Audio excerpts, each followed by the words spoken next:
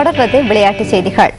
பாகிஸ்தான் அணிக்கு எதிரான 4வது ஒருநாள் கிரிக்கெட் போட்டியில் உபாதைக்குள்ளாகியுள்ள லஹிரு திரிமன்னே விளையாட மாட்டார் என இலங்கை கிரிக்கெட் அணியின் முகாமையாளர் மைக்கேல் டிசோய்சா தெரிவித்துள்ளார்.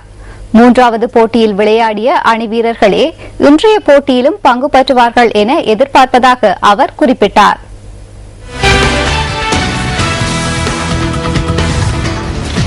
இலங்கை பாகிஸ்தான் அணிகளுக்கு இடையிலான 4வது ஒருநாள் கிரிக்கெட் போட்டி இலங்கை நேரப்படி இன்று பிற்பகல் 4:30 அளவில் ஆரம்பமாக உள்ளது. அபுதாபியில் அமைந்துள்ள ஷேக் சயீத் விளையாட்டரங்கில் இன்றைய போட்டிகள் நடைபெற உள்ளன.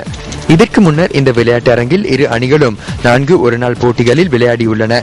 இதில் இலங்கை அணி ஒரு போட்டியில் மாத்திரம் வெற்றி பெற்றதுடன் 3 போட்டிகளில் பாகிஸ்தான் அணி வெற்றியீட்டியுள்ளது. திறமையான துடுப்பாட்டக்காரர்களை களமிறக்க உள்ளதாக இலங்கை கிரிக்கெட் அணியின் தலைவர் அஞ்சலோ மேத்யூஸ் தெரிவித்துள்ளார். இதேவேளை அதிகூடிய ஓட்டங்களை பெறுவதற்காக தமது அணி வீரர்கள் முயற்சிப்பதாக பாகிஸ்தான் அணி தலைவர் மிஸ்பா உல் ஹக் தெரிவித்துள்ளார். எனினும் இந்த தொடரில் பாகிஸ்தான் அணி 2-1 என்ற கணக்கில் முன்னிலையில் உள்ளமை குறிப்பிடத்தக்கது.